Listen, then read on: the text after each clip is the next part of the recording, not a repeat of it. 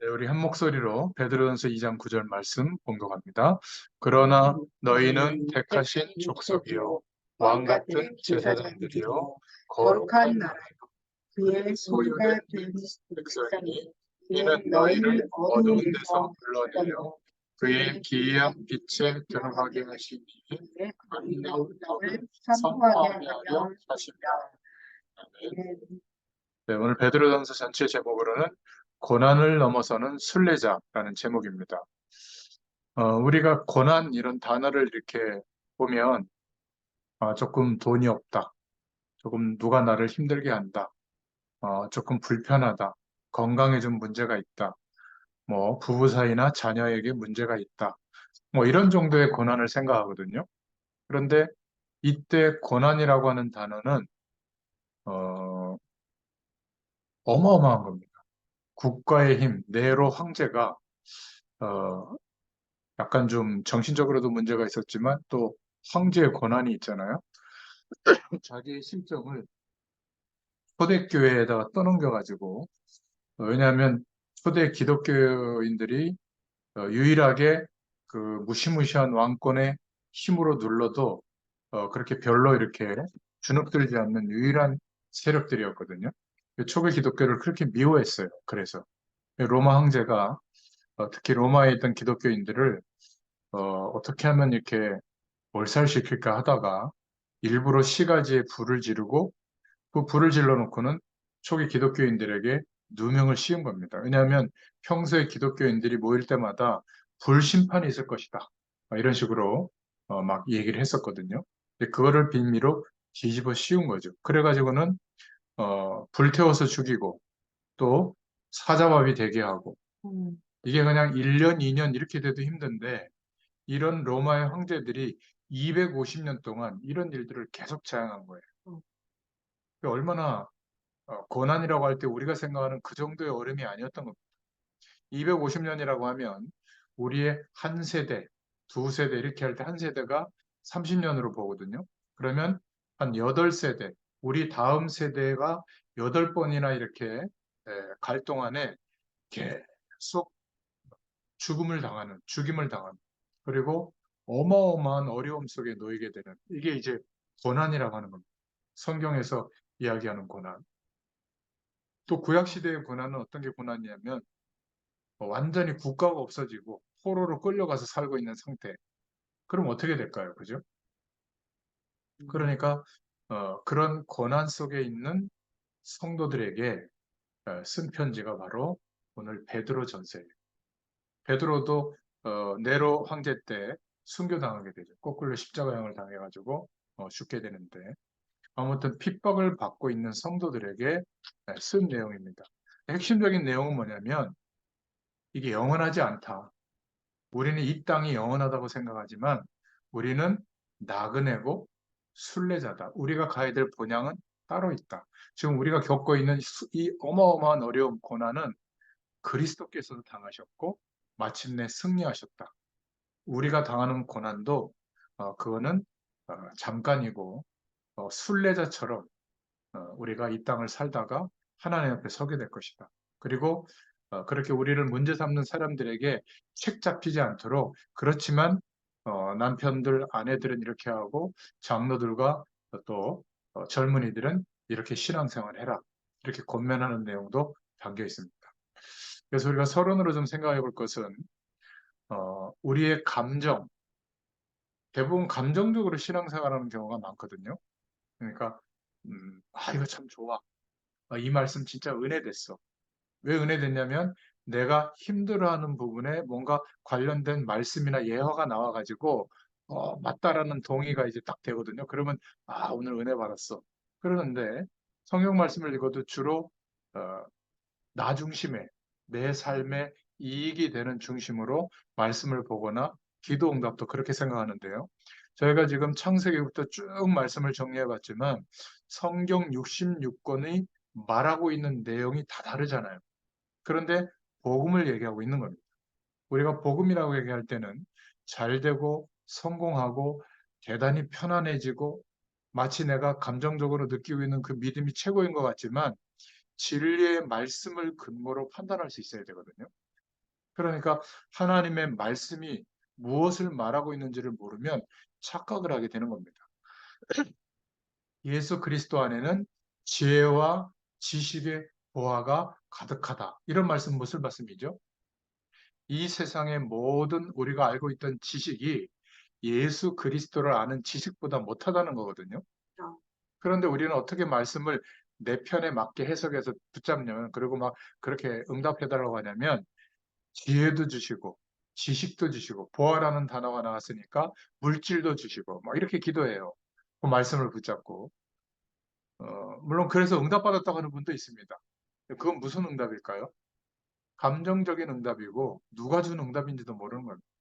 지혜와 지식의 보화가 그리스도 안에 가득하다는 말은 이제 예수 그리스도로 말미암아 하나님의 우리와 함께 하시는 축복을 체험하고 경험해 본 사람은 이 세상의 어떤 지식과 배경도 그렇게 대단하지 않다. 그것을 고백한 거거든요. 그러니까 똑같아요. 지금 베드로 전서에 보면 따옴표를 딱 따가지고 자녀들에게나 성도들에게 막 얘기하면 힘들게 실천해야 될 내용이 나와요. 근데 이거는 그런 내용이 아니에요. 제가 이제 설명을 해보겠습니다. 아무튼 틀린 것이든지 맞는 것이든지 우리 안에 오랫동안 들어간 사상은 반드시 우리 삶에 영향이 오게 되어 있어요. 이게 문제인 거거든요. 문제라기보다는 예를 들어서 슈퍼 엘리트였던 모세. 모세는 자그마치 왕궁에서 40년 동안 왕이 될 교육을 최고로 받았단 말이에요. 그 당시에 가장 엘리트였어요. 세상이 어떻게 돌아가고 어떻게 움직여야 되고 무엇이 행복이고 이게 헤스페리오 대제약에서 완전히 훈련된 사람이거든요. 그러니까 하나님이 직접 번제를 드려야 될 이유를 말씀하시고 오실 메시아에 대한 축복을 이야기하는데도 그것보다는 자기가 생각했던 배워왔고 경험했던 그것이 얼마나 훌륭했던지 그것을 더 의지하고 있었던 겁니다. 그러니까 40년이라는 시간을 광야에 둬야 되는 거예요. 그게 안 빠져나가는. 그러니까 엘리트, 성공하고 공부를 많이 하고 열심히 한 사람이 나쁘다는 게 아니라 하나님 없는 가치와 사상이 그런 경험이 틀린 것이든 맞는 것이든 우리 안에 오랫동안 들어오면 반드시 우리의 삶에 직접적으로 간접적으로 영향을 주게 되어 있는 겁니다. 불과 지구의 역사 가운데 70년 정도밖에 공산주의 사상을 세뇌시킨 적이 없거든요. 역사적으로 보면. 그런데 아직도 전 세계에 많은 악한 영향을 주는 대부분의 전쟁이나 대부분의 문제를 일으키는 나라나 사람들을 보면 이 공산주의 사상 때문에 그런 게 굉장히 많습니다. 그래서 어린 아이 때부터 들어가 있는 것, 그냥 놔두면 본능적으로 자라고 세상과 접하면서 자라고 그리고 세상 문화가 우리 속에 들어와서 딱 자리 잡게 되죠. 그러니까 뭐 요즘 MZ라고 하는 젊은 세대들은 아이폰을 선호하잖아요. 또 뭐 좀 나이 드신 분들은 뭐 갤럭시 폰을 선호하잖아요. 그러니까 갤럭시 폰 들고 있으면 나이 들었다 뭐 이렇게 애들이 막 그렇게 얘기하는 것 같은데 저 틀딱이들이다 뭐 이렇게 얘기하기도 하고요. 그런 문화가 들어가 있다 보니까 느끼고 판단하고 좋다, 안 좋다, 이런 것까지도 자리 잡은 거예요. 그러니까 이게 나쁘다, 좋다를 떠나서 우리 안에 자리 잡고 있는 게 뭔가가 있는 겁니다.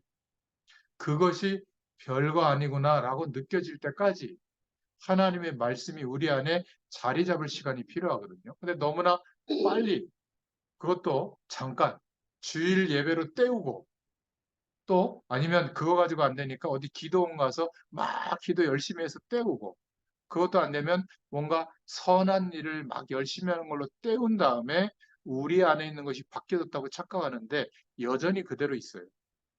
제가 한번 예를 들어 보겠습니다. 화날 때 언제 화나시죠?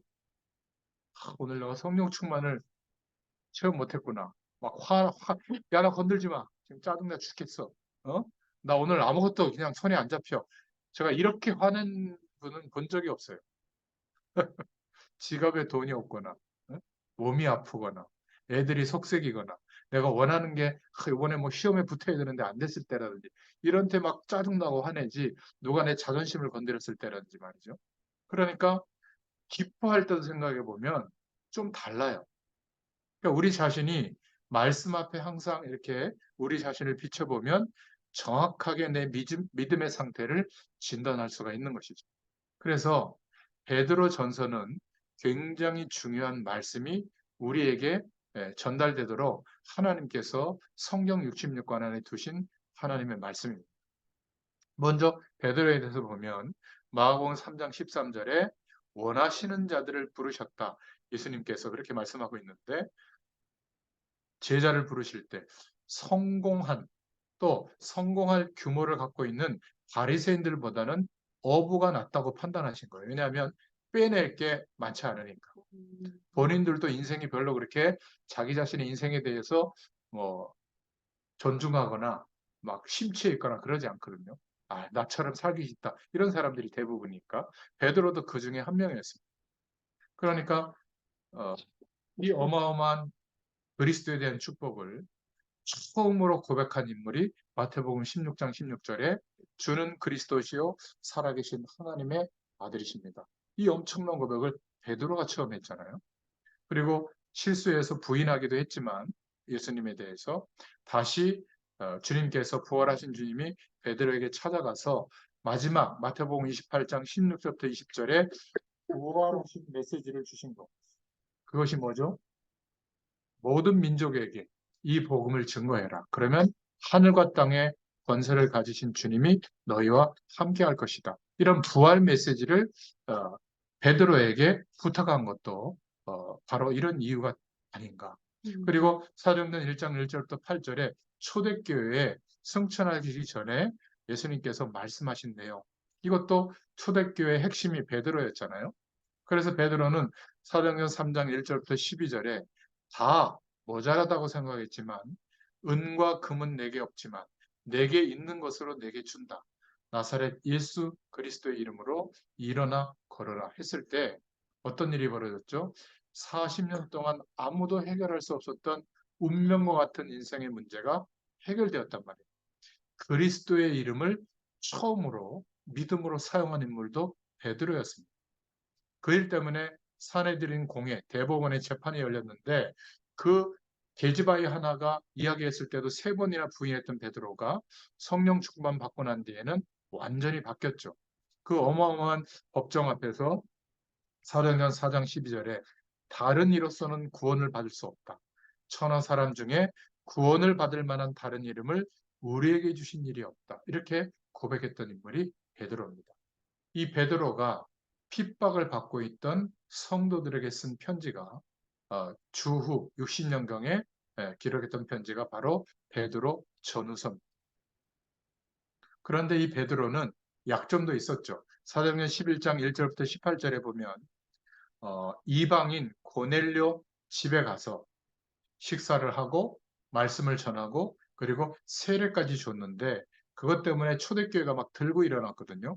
왜 이방인들과 식사하지 말라고 율법에 나와 있는데 그 집에 가서 식사를 했고 세례까지 줬냐? 이게 합당하냐? 이랬을 때 본인도 약간 고민하면서 성령께서 이렇게 보여줬고 성령께서 말한 대로 한 것뿐이다 이렇게 변명하는 장면이 나오거든요.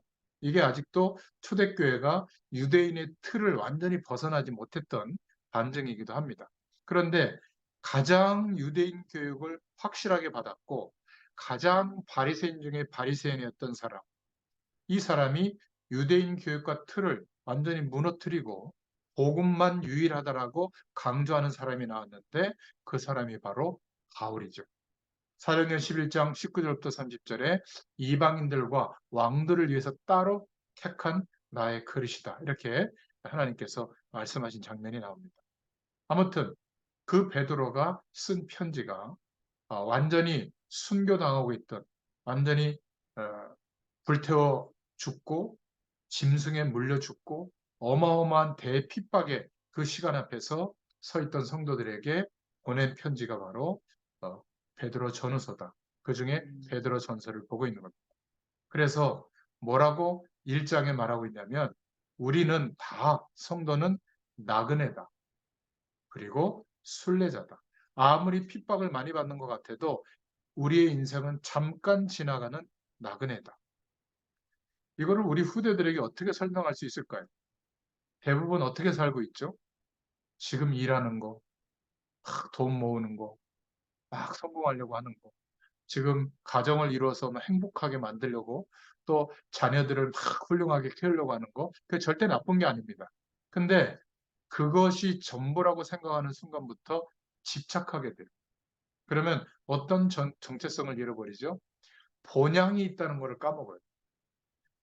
우리가 왜 고향을 왜 생각하죠? 고향이 정말 중요하잖아요. 지금 살고 있는 것도 중요하지만 나의 근본을 생각할 수 있는 곳이잖아요. 우리의 본향이 따로 있다는 겁니다.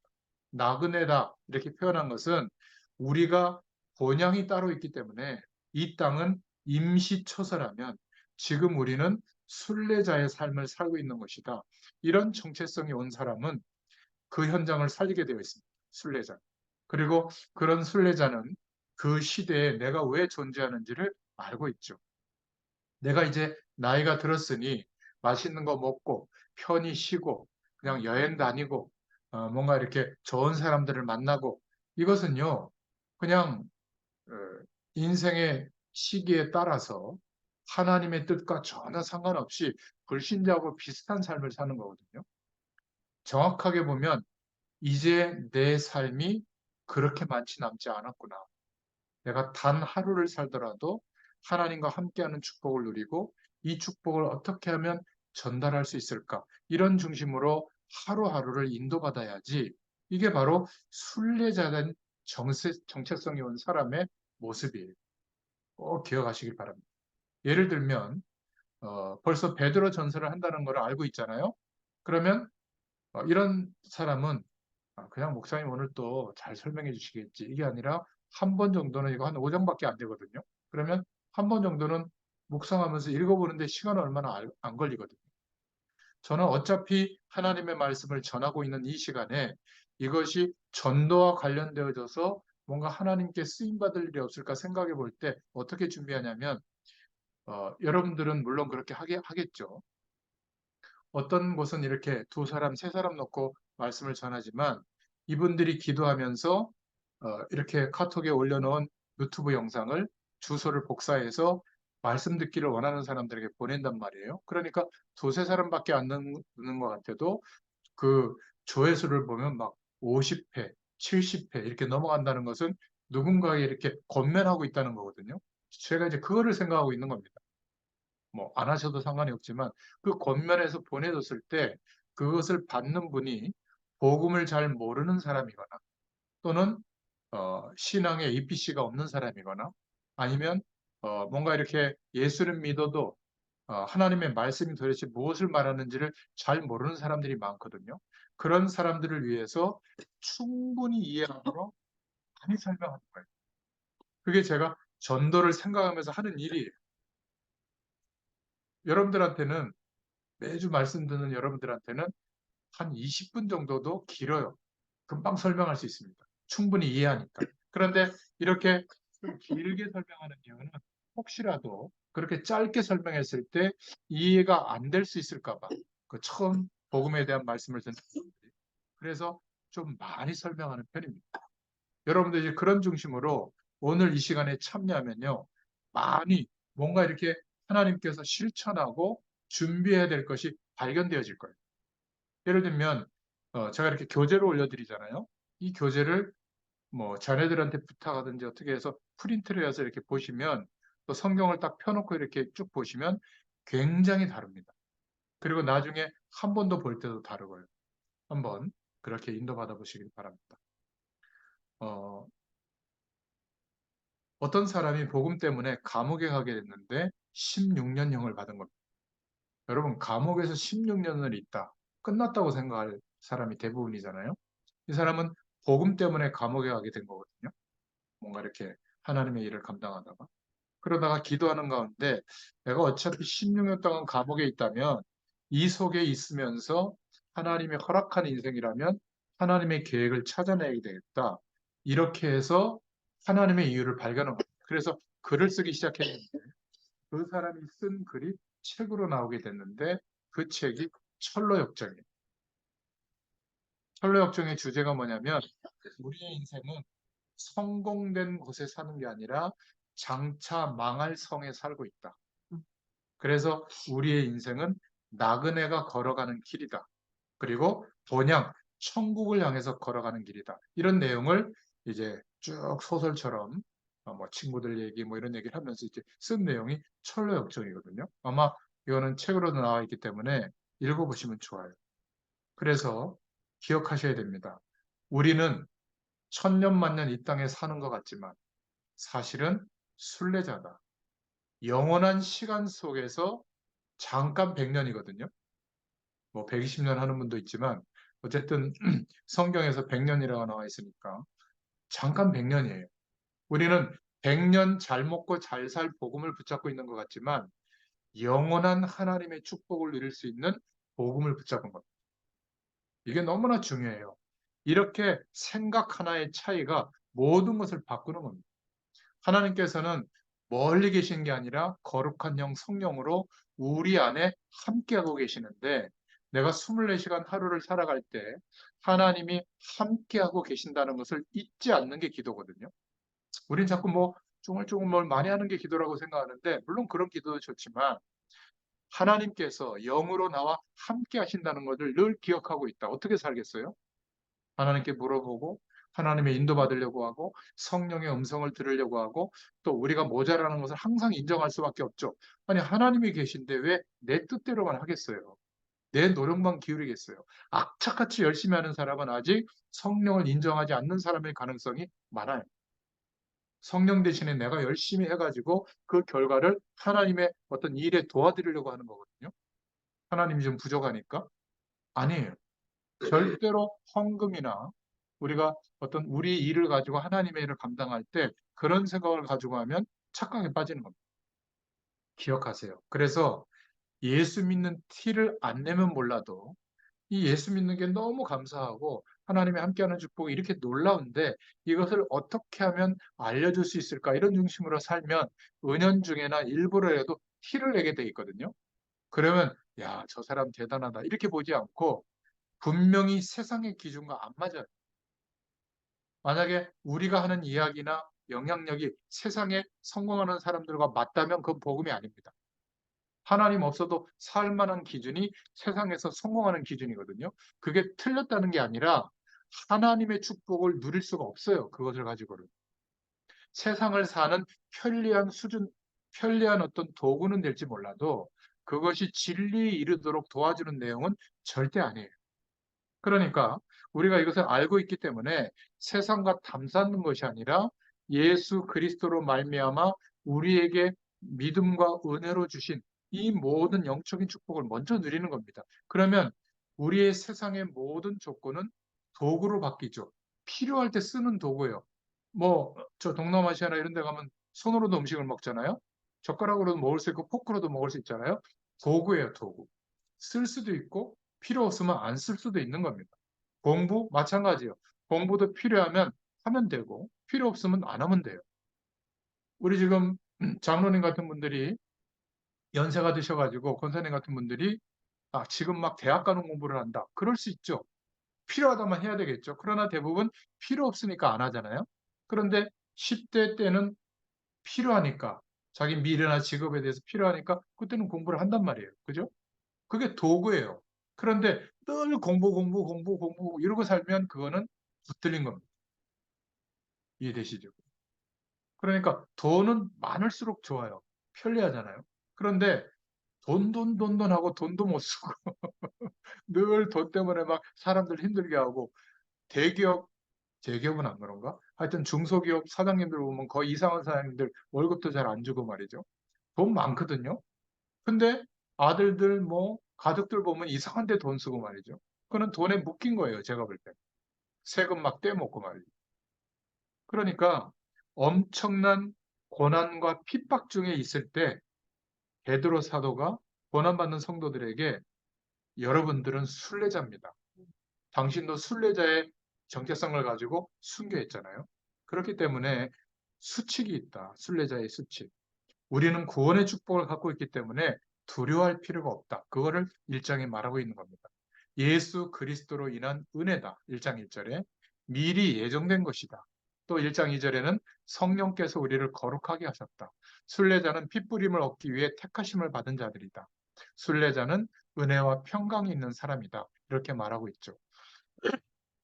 그래서 순례자는 육신적인 것, 눈에 보이는 것만 바라보는 게 아니라 영원한 산 소망을 가지고 있기 때문에 흔들릴 필요가 없다.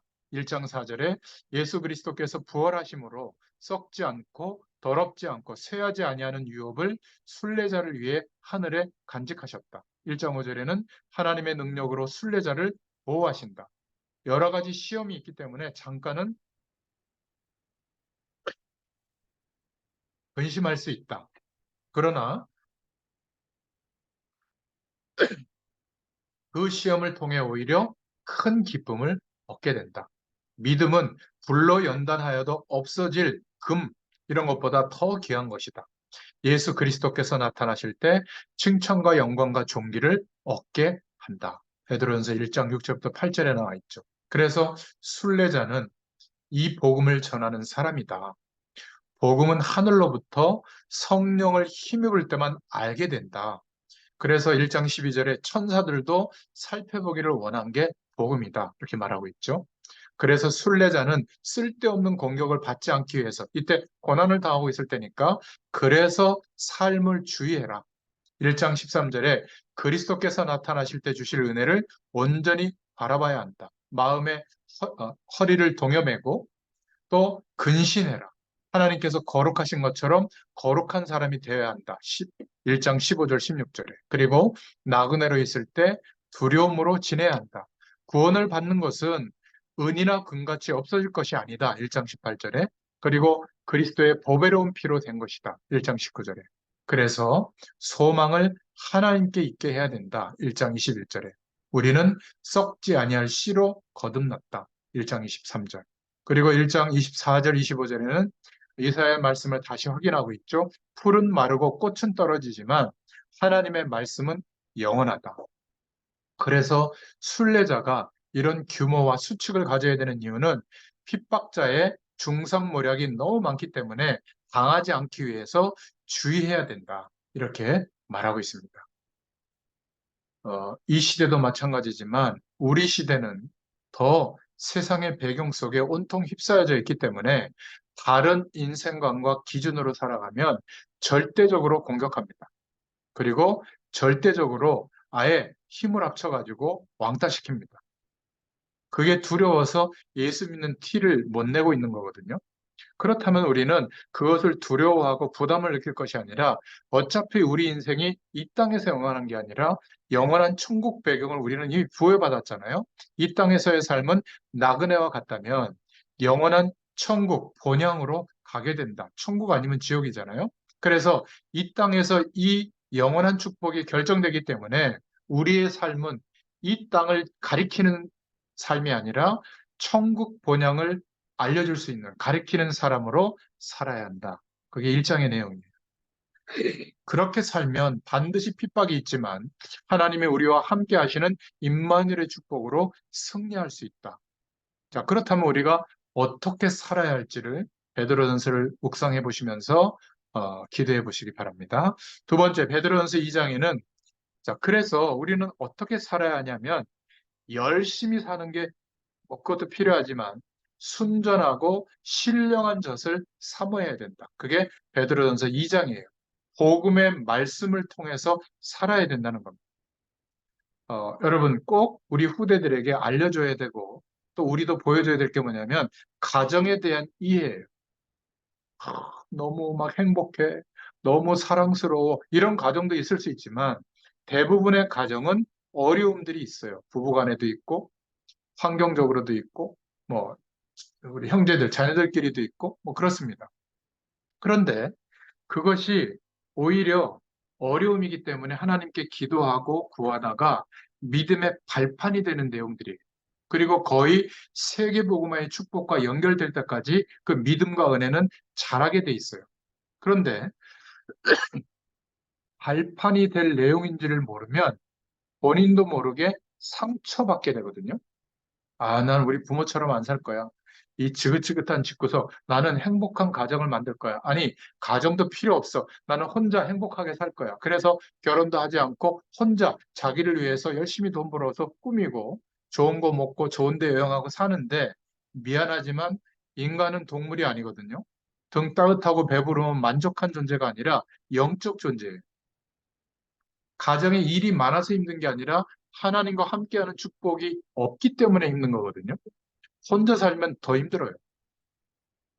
그러니까 사단의 세력은 더 갖고 놀기 쉬워요. 왜냐하면 하나님과 함께하는 축복보다는 상처가 베이스된 인생관을 갖고 있거든요. 돈에 상처가 되면 막 돈 해서 돈은 버는데 그 돈 때문에 재앙이 온다니까. 뭔가 이렇게 어, 다투고 막 좀 폭력적이고 이런 가정에서 사는 사람은 그게 싫어가지고 뭐 마음 따뜻하고 뭐 성격 좋고 뭐 이런 사람들을 주로 만나려고 하거든요. 거의 사기꾼이 그렇거든요. 사기치는 사람은요, 성격 이상한 사람 없어요. 얼마나 젠틀하고, 얼마나 따뜻하고, 얼마나 친절한데. 제가 하는 말은 약간 극단적인 비유이긴 하지만, 가정의 문제는 전부 여러분 오늘 적어 놓으세요. 발판이에요. 하나님의 자녀에게. 그것 때문에 상처받아서 반대 인생을 살 필요가 없는 겁니다. 여러분, 기도 제목을 어떻게 잡습니까? 물어보는 분이 있는데, 가정에서 보이는 모습들이 다 기도 제목이에요. 아닌 것 같지만, 세계복음하고 다 연결이 됩니다. 또, 중요한 게 하나가, 교회를 자꾸 우습게 보거든요. 특히 뭐, 조그만한 교회들, 목회자들이나 교회 성도들이나 교회 모습을 보고 그런데, 분명히 밖에 나가면 세상 생활할 때 집니다. 여러분, 세상이 두렵게 보이거나 우습게 보이거나 부럽게 보인다는 것은 다 하나님의 자녀의 다른 시각이 아니에요. 세상은 반드시 거쳐가야 될 곳이긴 하지만 장차 심판이 임할 망할 곳입니다. 이 세상은 파라다이스가 될 곳이 아니에요. 내 인생의 꿈을 세상에서 펼친다. 이거는요, 기독교인의 인생관하고 완전 정반대인 겁니다. 우리는 망해갈 이 세상에서 하나님의 뜻을 전달하는 겁니다. 아멘. 그게 우리가 사는 이유예요. 굳이 성공할 이유는 성공된 사람들에게 정서가 통해야 복음이 전해질 수 있으니까 성공하려고 노력할 뿐이지 성공하지 않아도 되는 겁니다. 그게 그렇게 큰 문제가 되는 건 아니에요.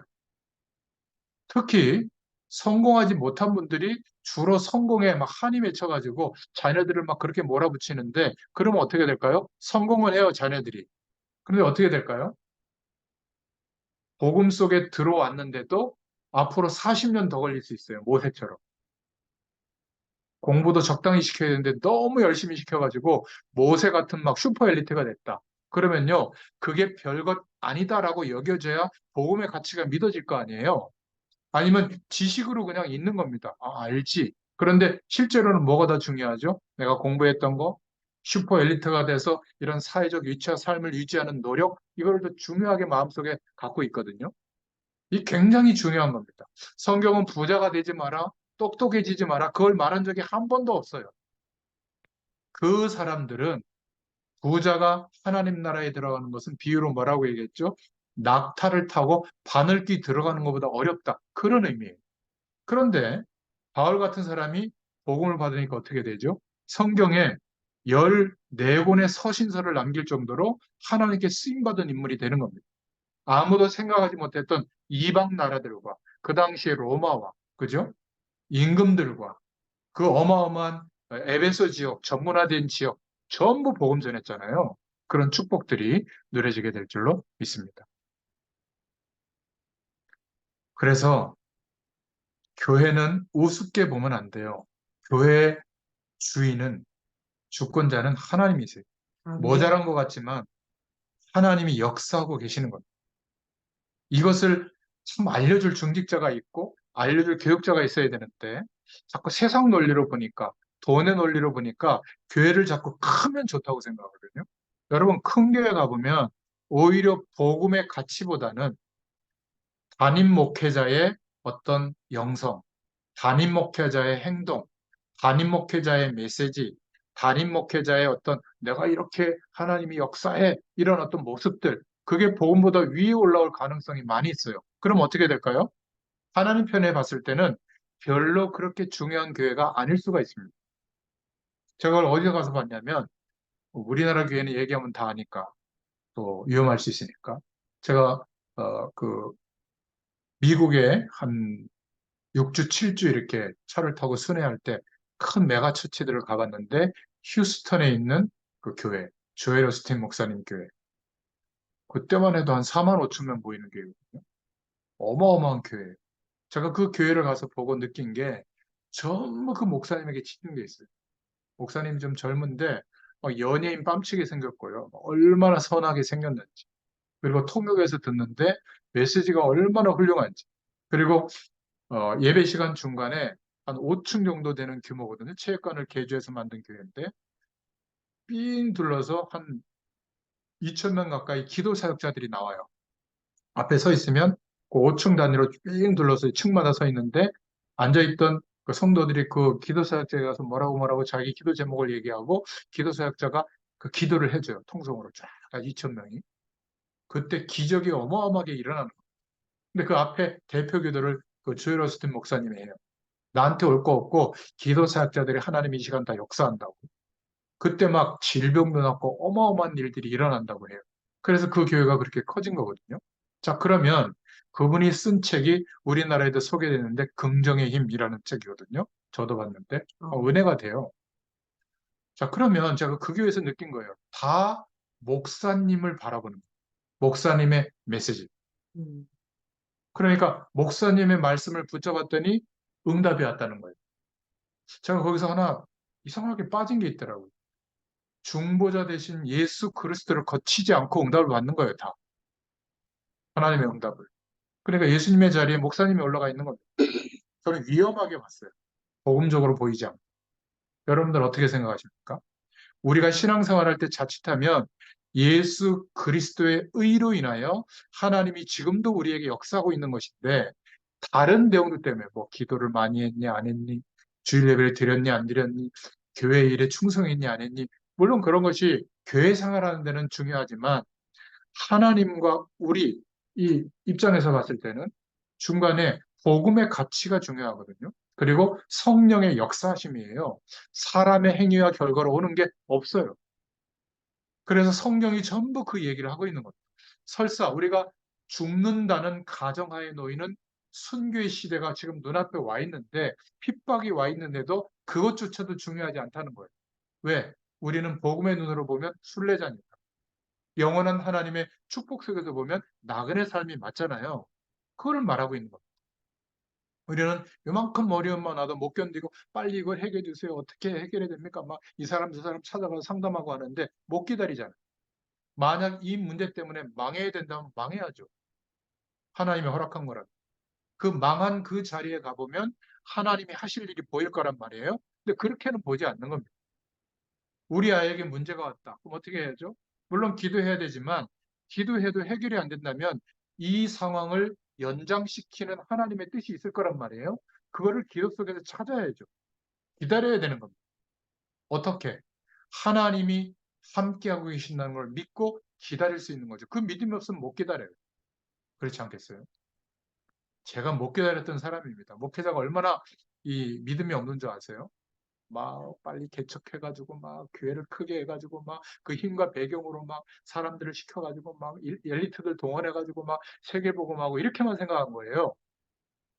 근데 메시지는 어떻게 하는 줄 아세요? 전도와 선교는 주님이 하신다.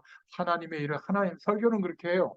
근데 못 믿고 있는 거예요. 제가 어느 날 믿음이 생겨가지고 내게 언약하신 세계복음화의 약속은 하나님이 하신다는 게 믿어지게 된 거예요. 자, 그러니까 어떻게 됐을까요? 조바심이 사라진 거예요. 반드시 나를 통해서 주신 그 하나님의 비전과 언약은 하나님이 이루실 것이라는 믿음이 오고 나니까 어떻게 되죠? 그냥 걱정이 없는 거예요. 누가 날 물어보고 왜 아직도 그러고 있어? 예, 전 그러고 있어요. 그게 부끄럽지 않아요. 예전에는 조금 좀 부끄럽고 좀 내가 좀 너무 이상한 게 아닌가 이렇게 생각할 때들이 있었는데 그게 아니에요. 지금 나에게 오늘 하나님이 목회자로서 하나님의 일을 심부름하라고 할 때, 말씀 전하는 일을 할 때 그 현장에 가서 성실하게 그 일을 하는 게 내 일의 전부예요. 나머지는 하나님이 하신다는 게 믿어지니까 얼마나 삶과 인생이 간단해지겠어요?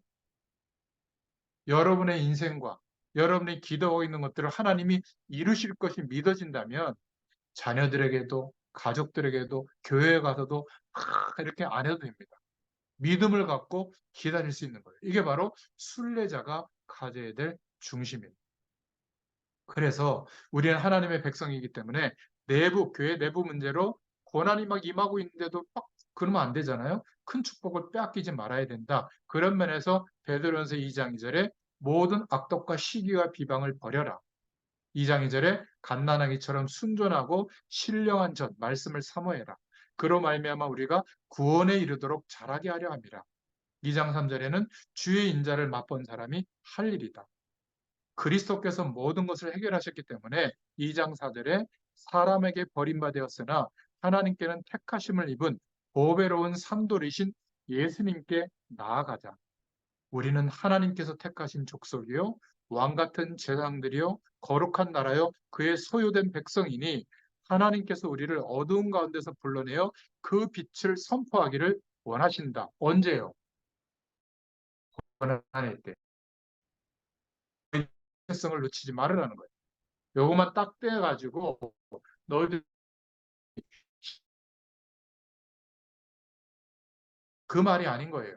너희들의 순교하는 그 믿음조차도 하나님께는 빛으로 선포되는 삶이다. 견뎌라. 하나님이 역사할 것을 믿어라. 이런 메시지들이. 그러면서 두 번째로 우리는 하나님의 종이다.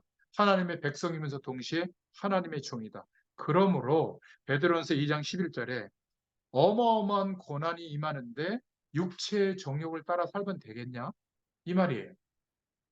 그러니까 육체의 정욕을 따라 사는 것은 나쁘다. 이렇게 말한 게 아니에요. 이 엄청난 고난 앞에서도 세상 배경과 육체의 정욕을 따라가서 되겠냐? 그리고 2장 12절에 비방하는 자들이 우리의 선한 일을 보고 하나님께 영광 돌리게 하려면 육체의 정욕에 제어당하지 말아라. 그런데 이용당하지 않도록 주의해라. 또 베드로전서 2장 13절에 모든 제도와 법을 지키고 순종해야 된다. 왜?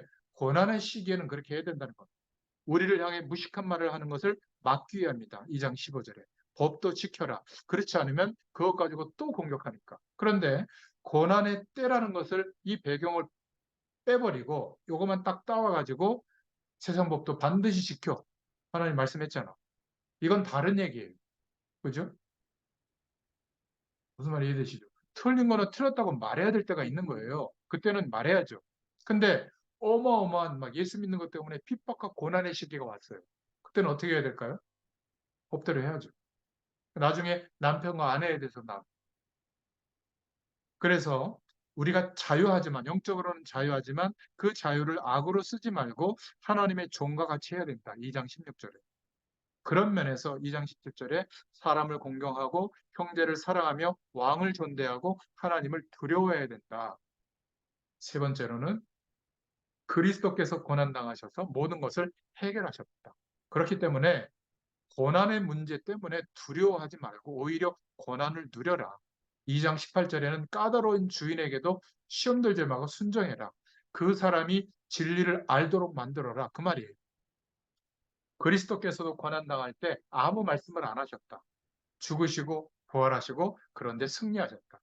고난당할 때 그 고난의 이유와 내용들을 이용하고 여유를 가져라. 왜냐하면 주님께서 우리가 당할 고난의 모든 문제와 요소를 없애버렸기 때문에 우리 후대들에게도 알려줘야 됩니다. 많은 고난이 올 수 있다. 우리가 잘못해서 오는 어려움도 있지만 예수 믿는 티를 안 낼 수 없어서 막 나도 모르게 내려고 하다 보면 오는 고난이 진짜 있거든요. 많습니다. 그런데 그런 고난이 올 때 속지 마라. 그 사람들이 오히려 그리스도께 돌아오도록 만들기 위해서 조금만 참으면 된다. 대부분 고난이 올 때 못 참아요. 조금만 기다리고 있으면 깨닫게 될 것이다. 조금만 그리스도께서 십자가의 고난을 참은 것처럼 참을 수 있다면 놀라운 영광이 나타나게 될 것이다. 불신자들이 우리에게 막 어려움을 주는 것처럼 보이지만 어떤 면에서는 보고 있는 거거든요. 네가 예수 믿는다고? 이런 거예요. 여러분, 세상도 똑같습니다. 처음에 직장 생활하기 시작하면 주로 먼저 있던 선배들이 뭐라고 하죠?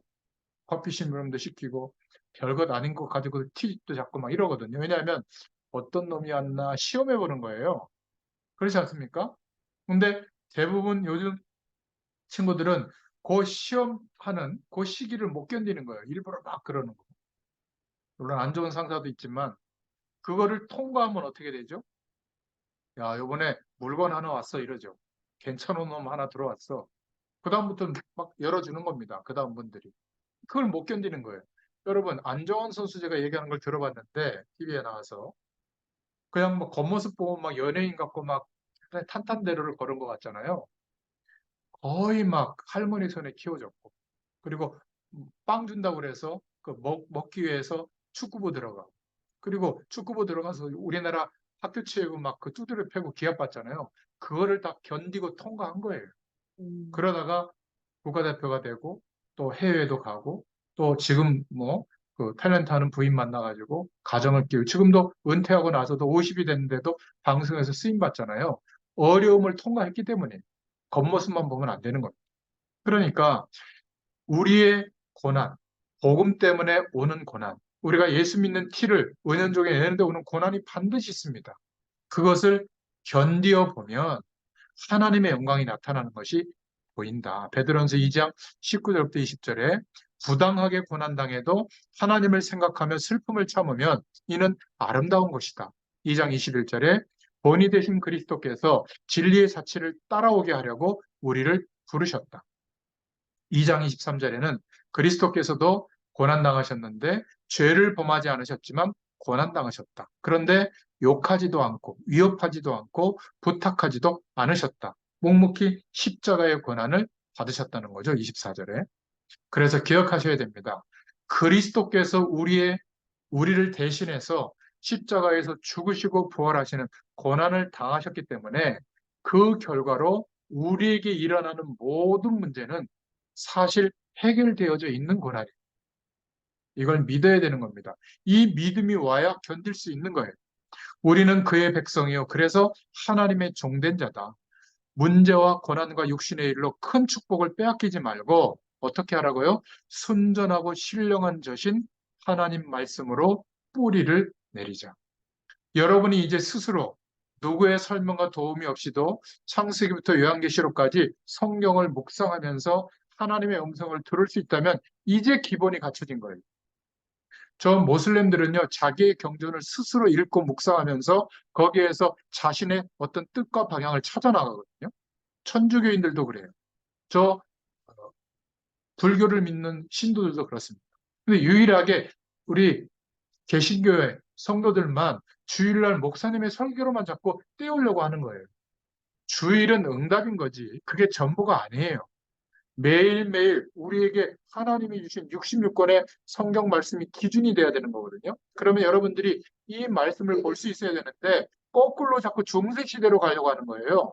성경을 목사님의 설교로만 풀어주는 것만 듣고 이해하려고 하는 겁니다. 중세 시대 그랬거든요. 신부님들이 말하는 추기경이 말하는 그런 내용만 하나님의 말씀으로 듣고 그러니 왜냐하면 성경도 아예 라틴어로 어려운 라틴어로만 돼 있고 그 나라 말로 번역이 하나도 안 돼 있어요. 이제는 종교개혁 이후에 어마어마한 시간이 지났는데 150년이 지났는데 지금 우리에게 66권의 성경이 주어져 있는데도 안 봐요. 봐도 몰라요. 봐도 내 감정과 내 느낌대로만 봐요. 이게 얼마나 안타까운지 모릅니다. 그래서 하나님이 우리에게 코로나 시국을 전 세계적으로 허락하시고 우리가 알고 있다고 생각한 복음의 가장 근본적인 축복을 회복하도록 그래서 1년 6개월 전에 제게는 성경 66권을 복음의 눈으로 재해석할 수 있도록 설명을 한번 하는 시간을 가지면 좋겠다. 그래서 지금 창세기부터 쭉 보면서 오늘 베드로전서까지 오게 됩니다. 이제 이 내용을 8월 달에는 아프리카에 가서 거기에 이제 아프리카에는 특히 케냐 같은 데 가보면 7천 군데 이미 교회가 세워져 있거든요. 무작정 목회자들이 많아요. 성경도 거의 모르고 두세 시간을 막 그 마사이족 같은 경우는 그냥 막 뛰면서 찬송하고 기도한다고 하는데 거의 막 입신 단계 갑니다. 약간 귀신 들린 사람도 많고. 왜냐하면 복음의 기준이 전혀 없어요. 성경을 모르니까. 그래서 성경 신학원을 열어가지고 신학도 신학이지만 성경을 복음 중심으로 설명해주는 시간이 필요하다고 해서 처음 열리는 케냐부터 이제 가거든요. 8월 달에 이제 가기로 했는데 가서 제가 뭘 내용을 얘기하겠어요? 저 여러분들이 말씀 운동한 거 창세기부터 교재도 있고 설명할 자료도 있잖아요. 영어로만 번역하면 이제 되는데 그거는 번역하는 거는 이제 어, 저 이가윤 권사한테 이제 부탁을 할 겁니다. 우리 유장로님도 시간이 되면 제가 한번 보내주면 교재 그 한 장짜리는 번역하는데 시간이 얼마 안 될 텐데 도와주시면 고맙겠습니다. 그거를 또 그 나라 스왈리어로 또 번역해가지고 전하게 되겠는데요. 우리가 그냥 하나님의 말씀을 따라 하나님의 음성을 듣고 인도받았는데 이게 세계복음하는 것과 연결된다니까요. 아무것도 아닌 것 같아요. 참 놀랍지 않습니까? 만약 여러분들이 매주 이렇게 말씀 듣는 이 말씀 운동의 현장이 없었다면 이것을 정리해 나갈 수 있었겠어요? 아니, 제가 어떤 능력이 있어가지고 매주 성경 한 권씩 확 그렇게 정리하겠습니까? 마틴 루터도 아니고. 저는 그럴 능력과 인격이 안 되거든요. 여러분들이 계시니까 힘들어도 아직도 막 이렇게 따끔따끔하고 이래도 또 준비해야 되는 거예요. 근데 그게 얼마나 큰 축복이고 하나님이 준비하셨는지 몰라요. 그들이 성경 66권을 복음의 기준으로 설명을 듣고 그걸 가지고 이제 아프리카권 전역에다가 설명하기 시작하면 어떤 일이 벌어질까요? 복음의 역사가 일어나는 거예요, 여러분. 제가 아까 얘기했잖아요. 하나님이 약속하신 일은 하나님이 하실 거라고 제가 믿고 있었잖아요.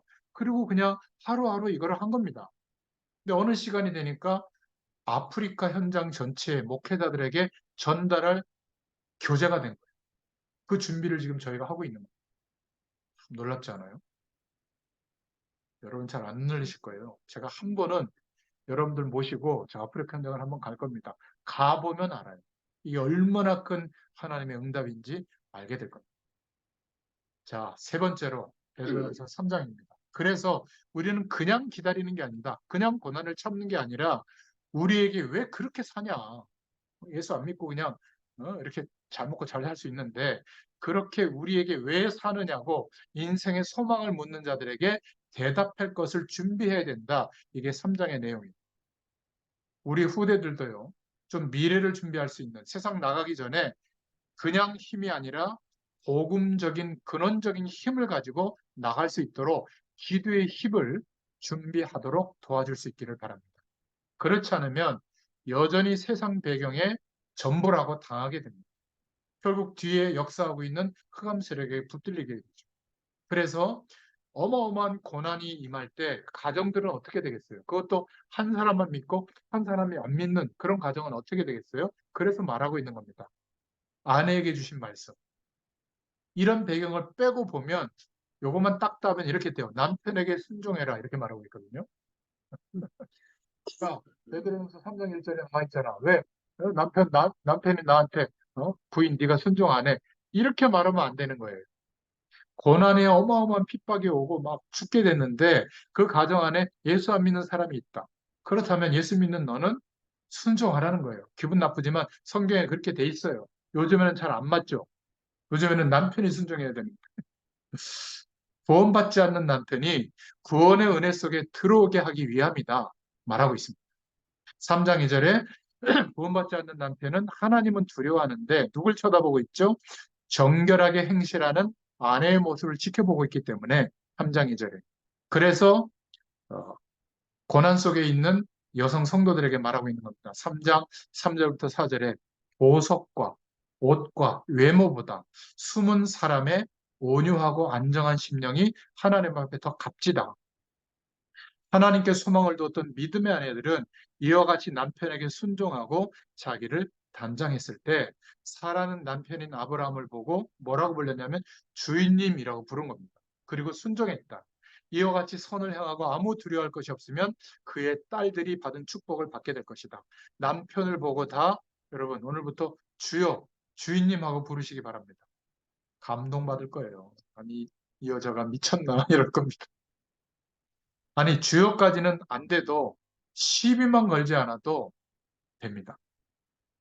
아니, 50대 넘어가면 남성 호르몬이 뭐 많아진다면서요? 저기 무시하고 시비 걸고. 아니, 그런데 오직 예수, 그러면 남편이나 가족 식구들이 쳐다보겠습니까? 그런 면에서 순종하라는 거예요. 이 말씀을 이해하시기 바랍니다. 그리고 남편에게 주신 말씀이 베드로전서 3장 7절인데 지식을 따라 아내와 동거해야 된다. 이때는 우리 시대하고 좀 달라요. 어마어마한 고난이 임할 때고, 그리고 여성분들이 교육의 기회를 좀 잘 받지 못할 때고, 일하는 것도 잘 못할 때인데, 그러니까 밖의 상황을 잘 모를 때잖아요. 그래서 남자들처럼 많은 경험과 지식을 갖고 있는 것처럼 그런 기준으로 자기 아내들을 판단하지 마라. 지식을 따라, 아내가 갖고 있는 지식의 배경을 따라 동거해야 된다. 그거를 참고하고 대해야 된다. 그 말이에요. 그래야 고난을 같이 견디지 않겠냐. 아내는 연약한 그릇임을 알아야 한다.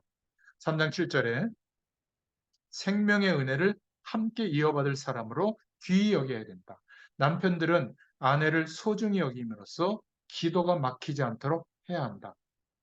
고난의 시대에 말씀해주고 있는 거죠. 그리고 우리는 승리할 것이 분명하기 때문에 믿음으로 누려라. 3장 8절부터 9절에 마음을 같이하여 서로 동정하고 형제를 사랑하며 불쌍히 여겨라. 악을 악으로 갚지 말고 욕을 욕으로 갚지 말고 도리어 복을 빌어줘라. 3장 9절에 우리는 이를 위해 부름을 받았고 3장 9절에 복을 이어받게 하기 위함이다. 좋은 날 보기를 원하는 사람은 혀를 금하여 악한 말을 그치고 거짓을 말하지 말고 악에서 떠나 화평을 구하고 선을 좇아야 한다. 3장 10절, 11절에 말하고 있습니다. 더 중요한 것은 3장 12절인데 주의 눈은 의인을 향하시고 그의 귀는 의인의 간구에 귀 기울이시되 주의 얼굴은 악행하는 자들을 대하신다. 보고 있다는 거죠. 그래서 고난의 때가 와 있지만 하나님이 보고 계신다. 걱정할 거 없다. 이거를 말하고 있는 겁니다. 베드로전서 3장 8절부터 12절의 말씀은 예수 믿고 있는데 그것 때문에 고난을 겪고 있는 분들은 꼭 이 말씀을 붙잡고 묵상하고 기도하시길 바랍니다. 어디를 가든지 악을 악으로 갚지 마라. 좋은 날 보기를 원하거든 혀를 금해라. 복을 유업으로 주기 위함이다. 여호와의 눈은 의인을 향하시고 여호와의 낯은 악인을 향하시느니라. 아주 중요합니다. 그리고 할 것이 있다. 소망을 우리에게 묻는 자들에게 너는 왜 그렇게 사느냐? 무엇 때문에 사느냐? 묻는 사람들에게 말해줄 답을 준비해라. 제가 예전에 처음에 숙제를 내드린 거 있죠? 페이퍼를 드리면서 거기에 뭐라고 쓰라고 했냐면 예수 그리스도를 알기 전에 내 모습 어떻게 살았는지, 예수 그리스도를 믿고 난 뒤에 바뀐 내 모습 무엇 때문에 사는지 그거를 좀 써보라고 했어요. 예전에 한 15, 16년 전에 드린 거 기억나실 겁니다. 뭐 장로님도 기억나실 거예요. 그게 기억이 안 나면 지금이라도 정리해 보세요. 저는 누가 저보고 왜 사느냐고 묻냐면 그거를 말해줄 내용이 3박 4일을 말해도 할 내용이 있고요. 3분 만에 정리해서 말해도 할 내용이 있어요. 저는 5가지 기도 제목으로 딱 정리가 되어 있거든요. 여러분들이 지금 왜 살고 있습니까? 왜 그런 것을 자녀들에게 말하고 있죠? 내가 살고 있는 소망을 묻고 있다면 그들에게 대답할 준비가 되어 있어야 되거든요. 내 인생관, 세계관이 복음 안에서 딱 정리가 돼 있어야 돼요. 그걸 말하고 있는 겁니다. 그래야 고난과 핍박의 시대에 중요한 응답을 받을 수 있다. 베드로전서 3장 15절에 우리 속에 있는 소망을 묻는 사람들에게 대답할 것을 준비해야 된다. 왜? 비방하는 사람과 악하게 구는 사람을 부끄럽게 하기 위함이다. 3장 16절에. 3장 18절부터 22절에는 그리스도께서 십자가를 지시고 옥에 있는 영들에게 선포하셨다. 이 구절이 신학적으로 좀 이상한 해석을 할 수 있는 빌미가 되기도 하는데 그래서 천주교에서는 이거를 근거로 해서 연옥이 있다라고 주장하는 거예요. 천국과 지옥 사이에 연옥이 있다. 예수님이 어, 중간에 있다가 예수님이 올리신다. 천국으로 이렇게 말하고 있는 거거든요. 왜냐하면 여기까지 갔다고 표현이 나오니까. 이거는 어떤 표현이냐면 너무 다 막 죽는 아주 극한 고난이니까 이 시대가 바로 요 말씀을 기록할 때 예수님께서 우리를 위해서 고난당하시고 완성하셨다는 것을 강조하기 위해서 쓴 구절이에요. 예수님께서 십자가 지시고 고난당하신 것이 얼마나 크냐면 지옥에까지 가실 정도로 모든 죄를 해결하셨다. 다시 설명하자면 예수님이 지옥에까지 가셔서 복음을 선포할 정도로 완전 죄를 담당하시고 완전 승리하셨다. 그러니 염려할 거 없다. 그 말이에요. 여러분들이 어마어마한 막 불에 타 죽고 사자에게 막 물려서 찢어 죽고 이래서 비참하게 보여도 그 고난 문제될 게 없다. 예수님께서 이루신 고난은 그래서 완성하신 복음의 축복은 이렇게 어마어마하다. 이거를 강조하기 위해서 말씀 베드로 사도가 쓴 거지. 연옥 뭐 있다 뭐 이런 걸 말한 내용이 절대 아니에요. 이걸 가지고 뭐 하나님의 교회나 뭐 이런 이상한 데서는 막 이상하게 막 해석을 하던데 그냥 좀 과장된 정도의 표현이다. 이렇게 이해하면 넘어가시면 되는 겁니다. 중요한 본질은 뭐냐? 우리에게 예수 믿지 않는 사람들이 너 왜 살아? 너 왜 이렇게 예수 믿는 티를 내고 그렇게 꼴사납게 굴어? 이렇게 물어볼 때 내가 사는 이유를 겸손하게 말해줄 수 있는 내용이 정돈돼 있어야 된다. 그 말이에요. 자, 그러면 우리도 그렇고 우리 후대들도 적어도 5가지 습관은 갖게 되는 것이 좋다. 기도해야 되겠다가 아니라 24시간 하나님께서 성령으로 우리와 함께 있다는 것이 믿어지면 그냥 주님을 바라보는 상태가 되죠. 그걸 보고 기도 체질이 됐다 말하는 겁니다. 적어도 우리가 일하고 있거나 우리가 속해 있는 분야에 세상의 흐름과 그 분야의 흐름을 이해할 정도는 돼야 됩니다. 공부 체질이 좀 돼야죠. 공부는 지금 하는 겁니다. 자, AI 시대다. 그럼 걱정할 게 아니라 뭐 갤럭시 노트 24에는 AI가 탑재된다고 그러잖아요. 그래서 뭐 동그라미 이렇게 그리면 이 제품이 어디 건지 막 설명도 해주고 또 통역도 막 해주고 굉장히 중요한 AI 인공지능이 탑재되어 있는데 그게 뭐야? 그러면 유튜브 가서 거기에 관련된 제목을 치면 설명해 주는 내용들이 나와요. 그게 공부예요. 학교 가서 공부하는 게 아니라. 아시겠죠?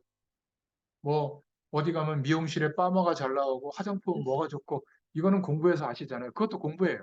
근데 내가 일하고 있는 분야도 지금 이대로 가면 도태된다는 흐름이 있으면 빨리 바꿔야 돼요. 그런 걸 아는 공부를 해야 되는 겁니다. 후대들도 그렇고. 그리고 요거 제가 제일 약한 부분인데 좀 찔립니다. 운동체질. 저희 집사람하고 저희 아이들은 좀 된 것 같아요. 근데 저는 아직 이게 안 돼가지고 오늘 좀 시간이 있어가지고 그냥 뒹굴뒹굴 누워만 있었지. 저희 집사람하고 막내는 대공원 둘레길 아, 1시간 반, 2시간 돌고 오더라고요. 오면서 저를 이렇게 약간 좀 씁쓸한 눈으로 보더라고요. 여러분, 운동 체질, 저도 노력하겠습니다. 함께 노력할 수 있기를 바랍니다. 하나님이 하시는 전도가 뭔가, 성경적 전도가 뭔가, 이거를 이해한 전도 체질. 간단해요. 이 복음을 전달해 주기 위해서 나부터 이 축복을 누리면서 시간과 장소를 정하고 이 복음을 설명하기 시작하는 거예요. 복음이 필요한 사람을 초대해서. 그게 초대교회만 했었던 성도들의 집에 일어났던 유일한 일이에요. 그 이외에는 없어요. 다 우르르 가서 전도하는 것밖에 없었던 겁니다. 지금 저와 여러분이 하는 것처럼 계속 복음의 말씀을 설명하고 같이 이 축복을 누리다 보면 완전 우리가 바뀌거든요. 그럼 누가 시키지 않아도 내 주변의 사람들에게 막 복음의 문이 열리고 복음을 전해주게 돼요. 또 그 사람에게 나도 가서 이 축복을 전달하게 돼요. 그러면 분명히 한 장 더 달라고 할 겁니다. 한 장은 기록했다가 그 한 장은 복사해서 또 줘야 될 거 아니에요. 그런 사람이 딱 2명 있었어요. 지금까지 한 제가 30년 가까이 있을 때. 그만큼 성경적 전도를 실천하는 사람들이 많지 않습니다. 쉬운 것 같아도 하나님이 역사해 주셔야 돼요. 전도 체질. 그리고 부자도 포함되는데 성공 체질이 돼야 됩니다. 어떤 것을 하나를 하더라도 성실하게 꾸준히 최선을 다해서 전문성이 있도록. 제가 하는 거 부족하지 보세요. 그냥 말씀 전하는 게 아니라 교재도 만들고 설명본도 만들고 지금 설명본은 5장이거든요. 교재는 1장이지만 그리고 이것을 비대면으로도 할 수 있게 하고 녹화하는 영상 파일도 준비하고 썸네일도 만들고 또 음성 파일도 준비하고 이거를 또 교재로 만들어서 이제 그 성경 신학원에서 해외에 가서도 사용할 수 있게 하고 이게 전문성이에요. 그러면 실패하라고 그래도 실패할 수가 없어요. 이게 워낙 세밀하게 잘 되어 있기 때문에 설명도 잘 되어 있기 때문에 어디에서나 필요하거든요. 근데 이거를 연구해서 하려고 그러면 못해요. 왜? 꾸준히 계속해야만 할 수 있는 거거든요. 저희는 그거를 해내고 있는 거잖아요. 여러분의 일도 마찬가지예요. 그게 성공 체질입니다. 그런데 이것은 내 깡다구와 힘으로 하는 게 아니라 복음과 전도에 유익하다면 성령께서 도와주세요. 힘 주세요. 이러면서 힘 주시면 지속하고 있는 거예요. 그게 성공 체질입니다. 자, 그래서 우리 속에 있는 소망은 뭐죠? 이 땅에다가 건물 몇 개 남기는 거 아니에요. 우리의 소망은 세계복음이에요. 우리의 소망은 내가 몸담고 있고 움직이는 현장마다 하나님이 그 현장을 살릴 하나님의 사람을 준비해 놨다고 믿는 거예요. 그게 렘넌트가 있다. 남은 자가 있다라고 믿는 겁니다. 우리의 소망은 이 땅이 아니라 영원한 세계, 천국 배경이 우리의 소망인 줄로 믿습니다. 이 소망이 있다면 뭐죠? 인내할 수 있다는 거예요. 이게 3장의 내용입니다.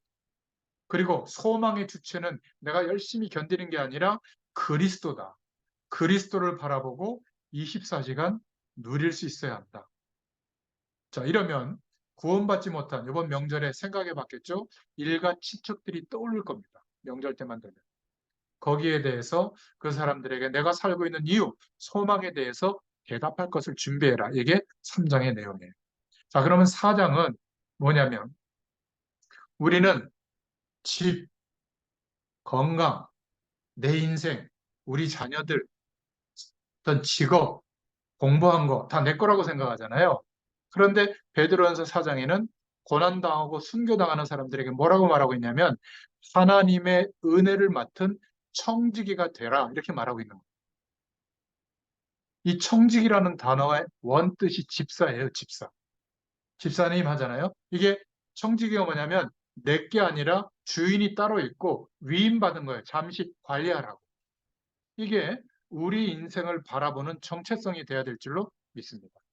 내 삶과 하나님이 허락한 모든 것들은 하나님께로부터 위임받아서 복음과 전도와 선교와 하나님의 영광 때문에 잠깐 관리하고 있는 청지기의 삶을 사는 것이다. 이렇게 살아가는 거예요. 그래서 세상과 하나님, 복음과 삶, 학업과 믿음, 영적인 것과 육신적인 것을 같이 찾아서 인도받을 줄 알아야 된다. 첫 번째, 그리스도의 고난을 가치 있게 누려야 한다. 4장 1절에 그리스도의 고난을 갑옷으로 삼아라. 고난은 그래서 축복의 기회가 된다. 어떻게 해요? 죄를 그치게 하고 고난을 잘 견디면 육체의 정욕을 버리게 하고 4장 2절에 4장 3절부터 6절에는 하나님을 따라 살게 한다.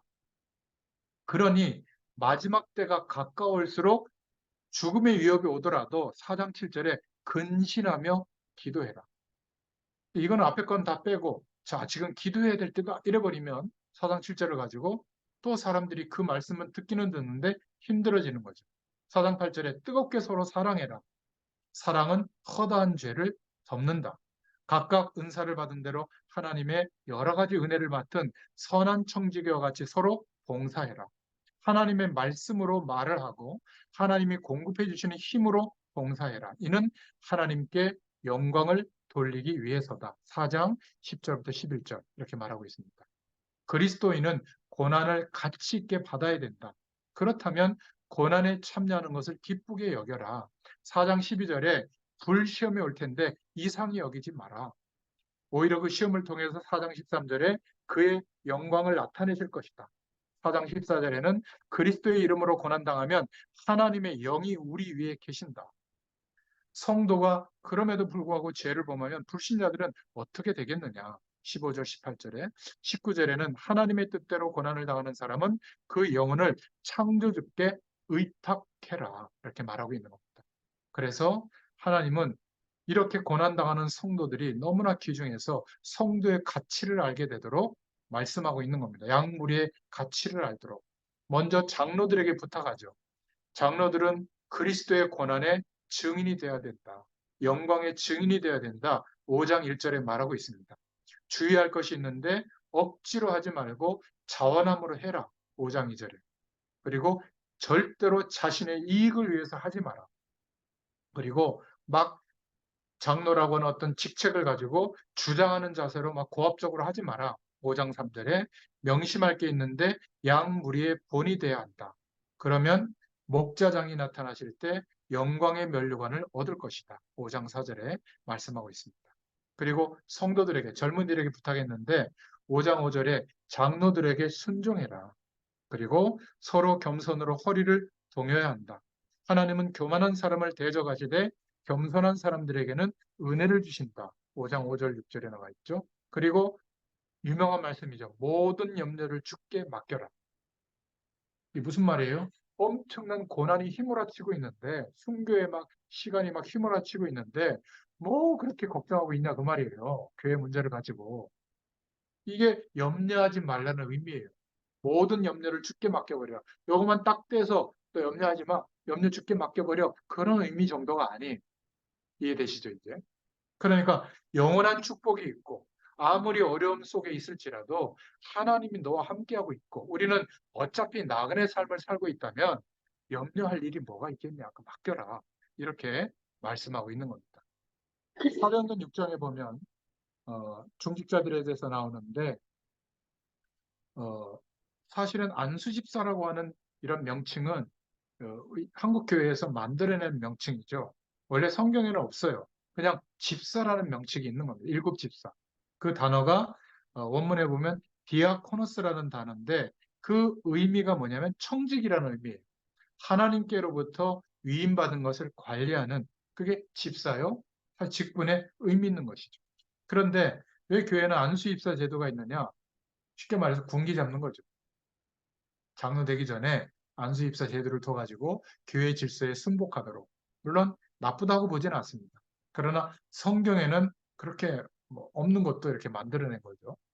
오늘 성경에는 장로와 젊은이, 지도자와 평신도라고 하는 그런 말이 나옵니다. 이들에게 부탁한 것은 뭐냐면 인사를 전달하는 사람, 즉 메시지를 전달하는 사람이 돼야 한다. 메시지와 평안의 말을 전달해주는 사람이 돼야 된다.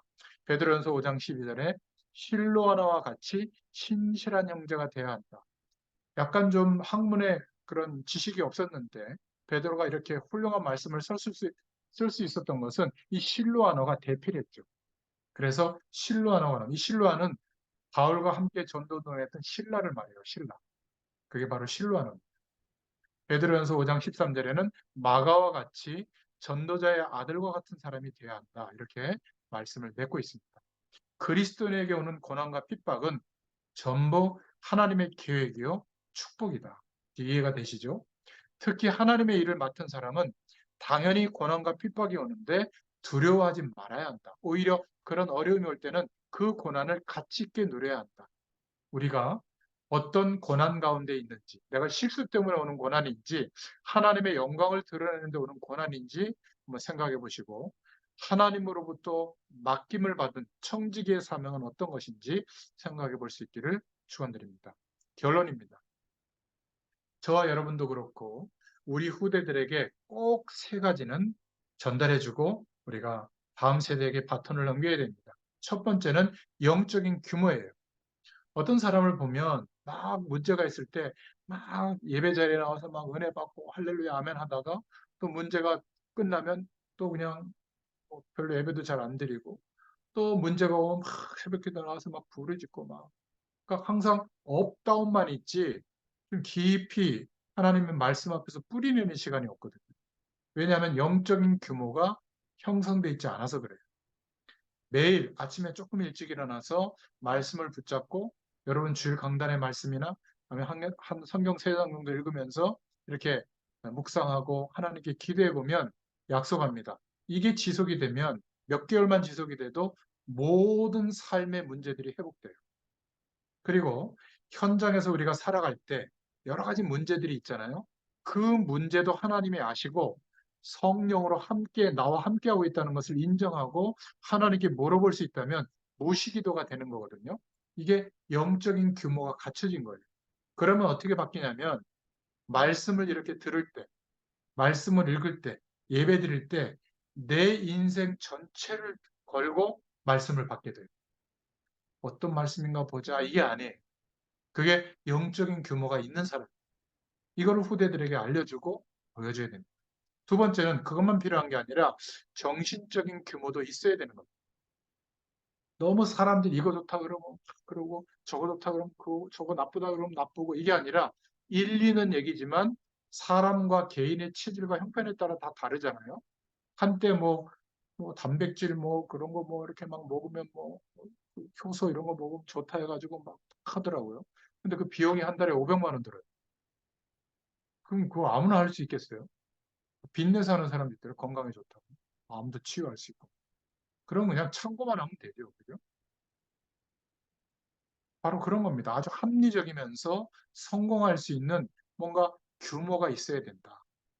그리고 우리가 하는 일은 반드시 하나님의 영광이 드러날 일이 맞잖아요. 성공시킬 수 있는 규모를 갖출 수 있도록 정신적 규모가 있어야 됩니다. 참 중요해요. 그리고 들은 말씀을 딱 듣고는 여러분 교재나 말씀 노트에다가 적어도 한 가지 이상은 실천할 거리를 찾아서 기록하고 삶 가운데서 실천해 보세요.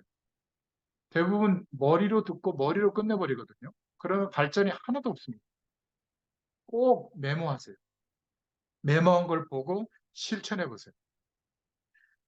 제가 코로나를 딱 맞았을 때 하나님 앞에 기도하면서 이 전 세계적인 어려움에 하나님의 뜻이 있거든요. 제게 깨닫게 해주신 것은 복음의 가장 근본적인 것을 회복하라라고 하는 하나님의 음성이었어요. 그래서 그때 시작한 게 뭐냐면 복음 편지 메시지를 다시 정리를 했고 신앙의 발판 10가지를 정리를 했고 그리고 소요리 문답 108문답을 정리를 했고 기억나시죠? 그리고 성경 66권을 복음의 기준으로 정리를 했거든요. 그러다 보니까 한 5년 이렇게 지나가고 있는 겁니다. 그런데 이게 굉장히 중요한 거였어요. 그거를 지속할 수 있는 규모가 언제 형성됐냐면 실천해 본 겁니다. 제 삶 속에서. 그 정도가 아니라 그거를 제 삶의 모든 영역에 연결해서 인도받고 있는 거거든요. 그래야 규모가 생깁니다. 삶의 규모도 마찬가지예요. 그러니까 불필요한 것들은 안 할 수 있게 되는 거예요. 다 좋다고 해도 참고만 할 수도 있는 것이죠. 대부분의 사람들은 그냥 다 따라하려고 해요. 그리고 진짜 중요한 정보는 또 안 봐요. 여러분 유튜브도 봐야 돼요. 근데 유튜브에 중요한 정보들 많거든요. 중요한 강연이나 이런 거 되게 많아요. 우리 분야에 중요한 정보가 되는 거. 그런데 쓸데없는 것도 너무 많아요. 이상한 뭐 좌파, 우파 무슨 그런 내용들, 가십거리 뉴스들 그런 거 가지고 뭐 이렇게 구독률 올라가면 뭐 돈 버는 게 있나 봐요. 그런 거는 그냥 한두 개 그냥 슬쩍 보고 마시면 됩니다. 영적인 규모, 정신적인 규모, 삶의 규모를 갖추시기 바랍니다. 왜죠? 하나님을 모르는 사람들과 우리가 함께 살고 있고 우리는 반드시 하나님이 축복하신 것을 경험할 것이기 때문에 그것을 알려줄 수밖에 없잖아요. 그러면 핍박과 고난이 오게 돼 있어요. 반드시. 그리고 사람도 역사하게 돼 있거든요. 그래서 그들 앞에서 우리가 올바른 규모가 형성돼야 될 줄로 믿습니다. 어떤 규모요? 성공할 규모가 아니라 나그네처럼 순례자의 생과 정통성을 가지고 정체성을 가지고 살아갈 수 있는 준비를 하자. 그게 첫 번째 일장의 내용이었습니다.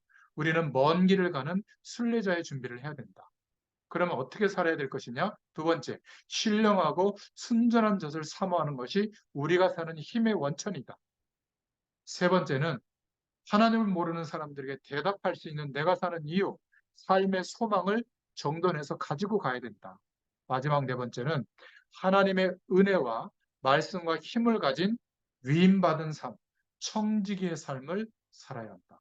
이게 베드로 전서의 결론입니다. 이 축복이 있기를 축원드립니다. 하나님 감사합니다. 이제 우리의 가문도 또 우리의 가정도 우리의 민족과 세계복음의 현장도 하나님께서 말씀하신 그 언약대로 세계복음화 되어지도록 하나님이 역사하시는 줄 믿습니다. 우리의 인생도 그 속에 부름받고 짧은 100년의 인생을 살아가고 있는 줄 믿습니다. 영원한 천국 배경을 이미 구원받는 동시에 허락받았기 때문에 우리가 이 땅에 사는 동안에 예수 믿는 것 때문에 어떤 어려움과 고난이 올지라도 그것 때문에 주눅들지 않게 하시고 오히려 고난 속에 주시는 참된 축복을 누릴 수 있도록 역사하여 주시옵소서. 우리의 정체성은 이 땅이 아니라 순례자의 정체성을 갖게 하시고 청지기의 정체성을 갖게 하여 주시옵소서. 베드로 전서가 말씀하고 있는 그 응답이 우리의 응답이 되게 하여 주시옵소서. 예수님의 이름으로 간절히 축복하옵고 기도하옵나이다. 아멘. 아멘. 감사합니다.